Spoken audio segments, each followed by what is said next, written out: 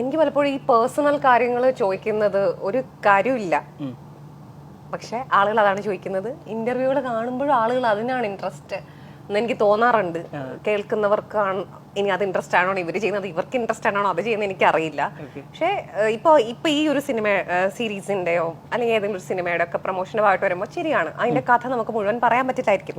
പക്ഷേ ഒരു ആർട്ടിസ്റ്റിന് അവരുടേതായിട്ടുള്ള ഒരുപാട് ജേർണിയും വേറെ അവരുടെ ഒരു യാത്ര ഉണ്ടല്ലോ. ഇതിൽ അവർ അതിന് പ്രിപ്പയർ ചെയ്യുന്നത്, ചോദിക്കാവുന്ന ഒരുപാട് ചോദ്യങ്ങൾ ഉണ്ട് ശരിക്കും വേണമെങ്കിൽ. അത് വലിച്ചു നീട്ടി ചോദിക്കേണ്ട, പക്ഷെ ആ റെലവെന്റ് ആയിട്ടുള്ള ആ ഒരു ഇപ്പം ഇന്റർവ്യൂ ചെയ്യാൻ വരുന്ന ആൾക്കാരാണെങ്കിലും അവരെ ഈ ആള് പർട്ടിക്കുലർ ആർട്ടിസ്റ്റ് ചെയ്ത കാര്യങ്ങളും അനുബന്ധിച്ച് ചോദിക്കാം. അവരെങ്ങനെയൊക്കെയാണ് ഓരോന്നിനും അപ്രോച്ച് ചെയ്യുന്നതെന്നും ഒക്കെ ചോദിക്കാവുന്ന ചോദ്യങ്ങൾ വേണമെങ്കിൽ ഉണ്ട്. പക്ഷെ അതിനേക്കാളൊക്കെ ഇമ്പോർട്ടൻസ് ഇങ്ങനെ വളരെ വ്യക്തിപരമായ കാര്യങ്ങൾ അറിയാനും അതിനകത്തുള്ള ഒരു ഇന്റഗ്രിറ്റി ഇല്ലാത്ത പോലെ തോന്നും. അതുകൊണ്ട് തന്നെ നമ്മൾ നമുക്ക് മടുക്കും, നമുക്ക് മനസ്സിന് അങ്ങനെ ഒരു പുതിയൊരു ചെയ്തായിട്ട് തോന്നില്ല. അപ്പൊ വന്നിരിക്കുമ്പോൾ ബുദ്ധിമുട്ട് വെച്ചാൽ ഒന്നും ഇവിടെ നിന്ന് കൊണ്ടുപോകാനുമില്ല, നമ്മൾക്കൊന്നും കൊടുത്തതുമില്ല. അപ്പൊ നമുക്കൊരു ടൈം വേസ്റ്റ് ആയ പോലെ ചില സമയത്ത് തോന്നാം. അതാണ് എന്റെ എനിക്ക് അങ്ങനെ ഒരുപാട് ഇന്റർവ്യൂ കൊടുക്കാത്ത ഒരാളാണ് ഞാൻ.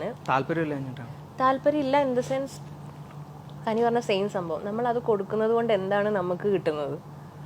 നമ്മൾ നമ്മുടെ സമയം ഒരു അരമണിക്കൂർ ഇരുന്ന് കൊടുക്കുമ്പോൾ നമുക്ക് എന്താണ്, ഒന്നുകിൽ ഒരു ഇൻഫോർമേറ്റീവ് ആയിരിക്കണം, അല്ലെങ്കിൽ ആൾക്കാർക്ക് കാണുമ്പം ഒരു രസമുള്ള എന്തെങ്കിലും സംഭവമായിരിക്കണം.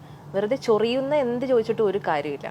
ഒരു ആങ്കർ എന്ന് പറയുമ്പോൾ ഞാൻ വിശ്വസിക്കുന്നത് ആ മുന്നിലിരിക്കുന്ന ആളെ സ്റ്റഡി ചെയ്തിട്ട് വേണം വന്നിരിക്കാൻ.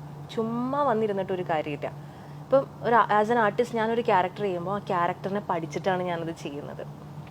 അങ്ങനെ പഠിച്ചിട്ട് ചെയ്താൽ മാത്രമേ എനിക്ക് ആ ജോലിയിൽ നിലനിൽപ്പുള്ളൂ.